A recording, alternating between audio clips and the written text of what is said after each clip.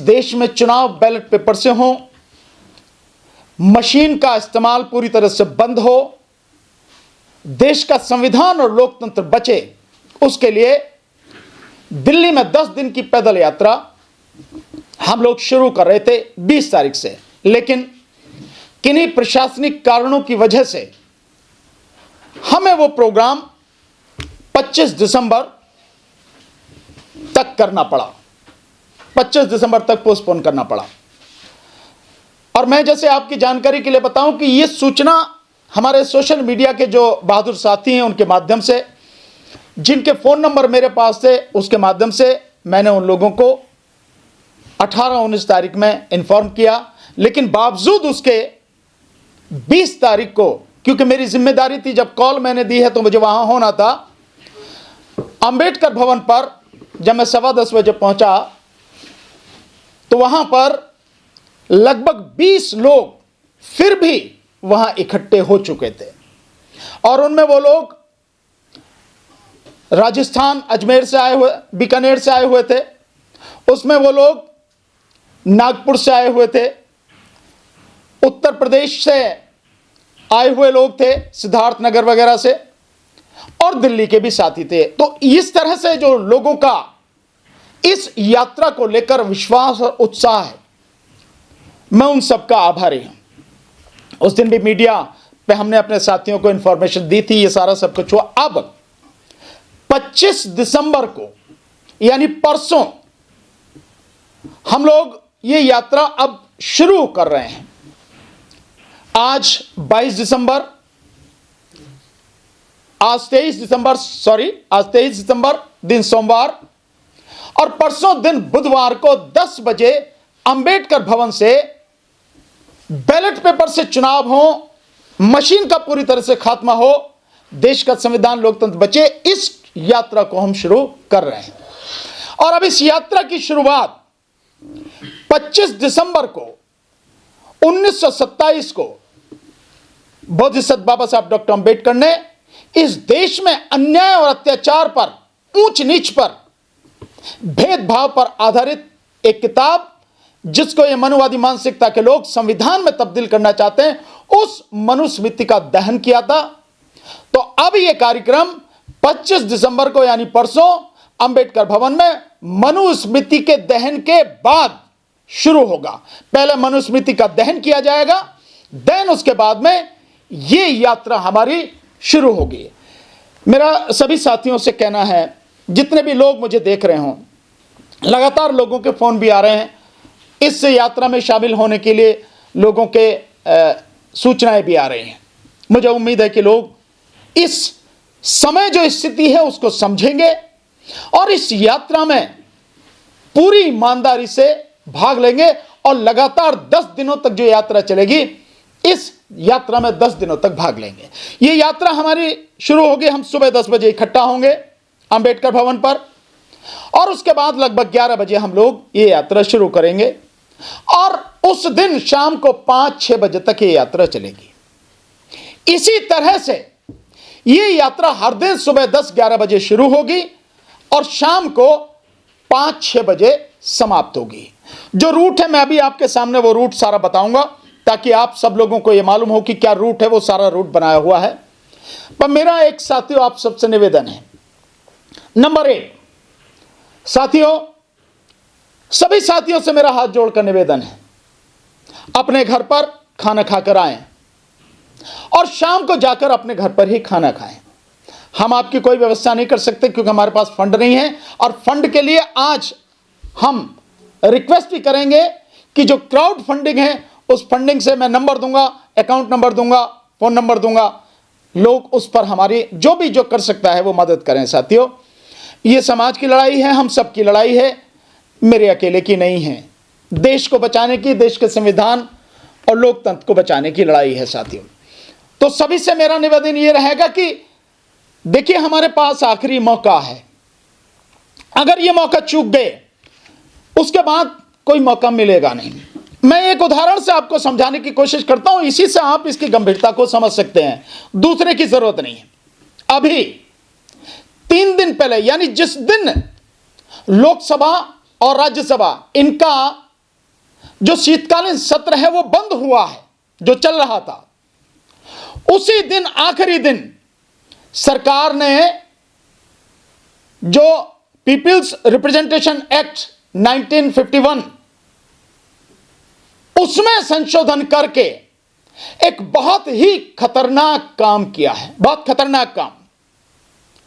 चुनाव में सबसे बड़ी चीज है कि चुनाव स्वतंत्र होना चाहिए, निष्पक्ष होना चाहिए और पारदर्शी होना चाहिए।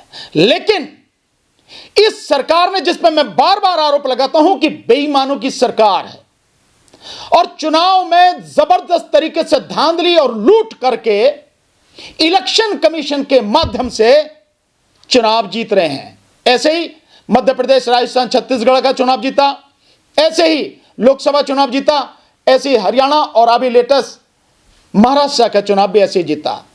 जो संशोधन किया है उस कानून में, जन प्रतिनिधित्व कानून 1951, उसमें संशोधन किया।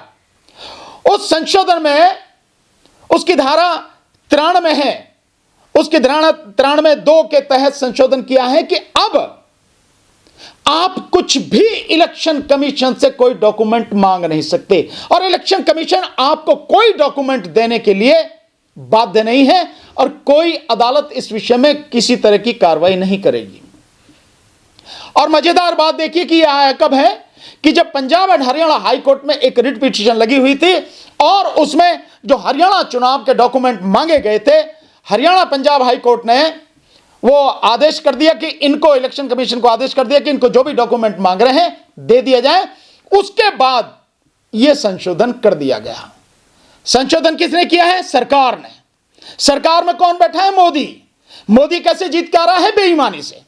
अब इस बात पर पूरी तरह से ठप्पा लग चुका है कि उसे किसी भी हालत में कोई भी सूचना देनी नहीं है और इलेक्शन कमीशन से भी कोई सूचना आपको मिल जाए, उनकी बेईमानी सबके सामने आ जाए, मोदी चुनाव आयोग पूरी तरह से नंगे हो जाए, यह उन्हें बर्दाश्त नहीं है। इसलिए संशोधन किया गया है। आप इसी से आज की तारीख में जो पारदर्शिता आपने देखा है कि वीडियो जो राजीव कुमार जो इलेक्शन कमिश्नर है, चीफ इलेक्शन कमिश्नर, वो कह रहा है कि हमारे पास एक ही चीज है, डिस्क्लोजर डिस्क्लोजर डिस्क्लोजर, यानी हमसे कुछ भी मांगोगे सब बता देंगे, कुछ अपने पास नहीं रखेंगे, सब कुछ आपके सामने है।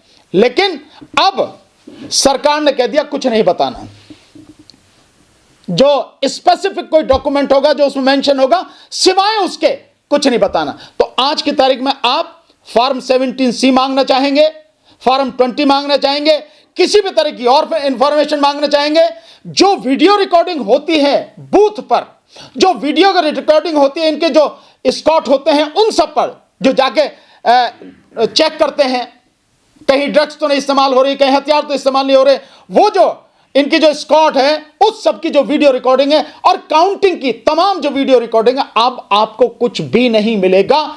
इससे ज्यादा खतरनाक स्थिति क्या होगी? और यह सब कुछ हाई कोर्ट के आदेश के बाद किया और दिल्ली चुनाव से ठीक पहले किया है। इसका मतलब यह है कि दिल्ली चुनाव अब बीजेपी बेईमानी से जीतेगी, उसने ये कंफर्म कर लिया। और इसके बाद यही इंतजाम कर दिया, बिहार का जो चुनाव अब इसके बाद होगा, उस बिहार के चुनाव को भी इसी तरह की बेईमानी से जीतेगी।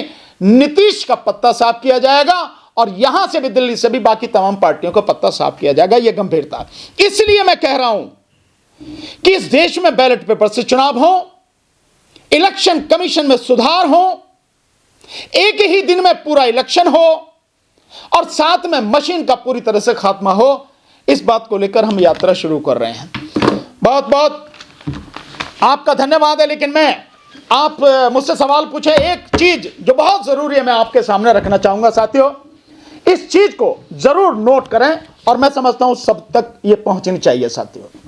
और यह है साथियों कि जब हम 25 तारीख को शुरू करेंगे, हमारा रूट क्या रहेगा, यह बताना बहुत जरूरी है कि जो साथी आएंगे उनको मालूम होना चाहिए। हर दिन हम 15 से 20 किलोमीटर, हर दिन 15 से 20 किलोमीटर हम लोग कवर करेंगे। इस तरह से एरिया हमने डिवाइड किया है साथियों। पैदल यात्रा रहेगी, गाड़ियों का इस्तेमाल नहीं होगा। हम 2-3 जो ई रिक्शा हैं उनको हम साथ में रखेंगे, जिसमें एक में हम पानी की व्यवस्था रखेंगे, एक में हमारे हैंडबिल वगैरह होंगे, एक में हमारा माइक वगैरह रखा रहेगा। इस तरह के 2-3 हमारे पास ये रहेंगे। बाकी हम सब लोग ये पैदल पूरी यात्रा करेंगे। तो पहला रूट जो रहेगा हमारा, मैं आपको शुरू में 2-3 रूट बताता हूं, फिर हर दिन शाम को हम लगातार जो रूट है वो बताएंगे। मैं पहले 5-6 दिन के रूट आपको बताता हूं साथियों। पहला रूट होगा अंबेडकर भवन से प्रारंभ होगा, रानी झांसी रोड अंबेडकर भवन, वहां से हम पचकुया रोड गोल चक्कर होते हुए पचकुया रोड से आर के रामकृष्ण आश्रम मेट्रो स्टेशन जो है वहां चलेंगे, वहां से आगे पार करेंगे और पार करके लेफ्ट हैंड को वहां से हम अंदर घुस जाएंगे पहाड़गंज में। पहाड़गंज में आगे बढ़ते हुए चूना भट्टी जो रोड है, मेन रोड है बीच में से आती हुई, उससे हम निकलेंगे और उसके बाद हम वो जो मेन रोड है देशबंधु गुप्ता रोड वाली जो मेन रोड और जो उसके लिए जाती है आगे अजमेरी गेट के लिए जो जाती है उस रोड को आएंगे, उसको पार करेंगे और चौराहे से हम पहाड़ी धीरज की तरफ बढ़ेंगे। पहाड़ी धीरज पर हम जाएंगे, पहाड़ी धीरज होते हुए सीधा वहां से हम बाड़ा हिंदूराव आएंगे, बाड़ा हिंदूराव पार करते हुए हम मलकागंज बर्फखाना आएंगे, बर्फखाने से मलकागंज आएंगे, मलकागंज से हम दिल्ली यूनिवर्सिटी आर्ट फैकल्टी और लॉ फैकल्टी होते हुए सीधा हम माल रोड पर आएंगे। माल रोड क्रॉस करके हम लखनऊ मार्ग पर इनमास हॉस्पिटल जो है उसकी तरफ हम जाएंगे और इनमास हॉस्पिटल के वहां पहुंच के वहां से राइट लेके और फिर हम तिमारपुर अंदर से होते हुए आएंगे। तिमारपुर से होते हुए हम आएंगे सीधे दिल्ली जो हमारी विधानसभा है दिल्ली विधानसभा, और वहां से फिर हम सीधे होते हुए 5 शामनाथ मार्ग होते हुए लुडलो कैसल होते हुए ISBT कश्मीरी गेट यानी कश्मीर गेट बस अड्डा आएंगे। पहला रूट ये रहेगा, कश्मीरी गेट बस अड्डा पे हमारा खत्म होगा पहले दिन का। दूसरे दिन का जो शुरू होगा साथियों, दूसरे दिन का रूट यानी 26/12/2024 को हम शुरू करेंगे साथियों जो आपका शास्त्री पार्क रेड लाइट चौराहा है, उससे जब हम पुस्ता पर जाते तो 5वें पुस्ते से हम लोग शुरू करेंगे। 5वें पुस्ते से अंदर लेके हम घोंडा चौक जाएंगे और घोंडा चौक से अंदर निकलते हुए भजनपुरा की तरफ को जाएंगे। भजनपुरा पार करते हुए हम जो वजीराबाद रोड है उसको क्रॉस करेंगे और वो जो मजार है सामने वहां से होते हुए हम करावल नगर जौहरीपुर रोड जो है उधर करावल नगर जाएंगे और करावल नगर चौक पहुंच के वहां से फिर हम मुस्तफाबाद की तरफ आएंगे। मुस्तफाबाद आते हुए फिर वजीराबाद रोड क्रॉस करके हम यमुना विहार में घुसेंगे और यमुना विहार से फिर होते हुए हम सीधा ब्रह्मपुरी रोड जो है ब्रह्मपुरी रोड से सीलमपुर आएंगे और सीलमपुर से हम फिर ये आएंगे अपने जो जाफराबाद रोड पर और जाफराबाद रोड होते हुए हम जो वो है मौजपुर मेट्रो स्टेशन वहां पहुंचेंगे और मौजपुर मेट्रो स्टेशन से हम दुर्गापुरी चौक से शादरे की तरफ को आएंगे, टिम्बर मार्केट वगैरह जो उसमें होते हुए शादरा आके फिर वहां से रामनगर मेन मार्केट निकलते हुए सीधा जो रोड है मंडावली रोड उस पे जाएंगे, नंदनगरी पहुंचेंगे और नंदनगरी से अंदर से मेन रोड होते हुए DC ऑफिस नंदनगरी, वहां पर हमारा दूसरे दिन का प्रोग्राम खत्म होगा साथियों। मैं सबसे रिक्वेस्ट करूंगा मीडिया के साथी वो लिंक में जो हमारी पार्टी का राष्ट्रीय जनहित संघर्ष पार्टी का जो ऑफिशियल अकाउंट है उस अकाउंट में आप पेटीएम के माध्यम से हमें जिस तरह की भी जैसी जिसकी क्षमता हो जैसी जिसकी इच्छा हो वो हमें आर्थिक मदद कर सकते हैं। बिना आपकी आर्थिक मदद के ये चलने वाला नहीं है साथियों। हम जितना चर्चा सकते हैं जितना कर सकते हैं किया है, लेकिन ये लड़ाई लंबी है।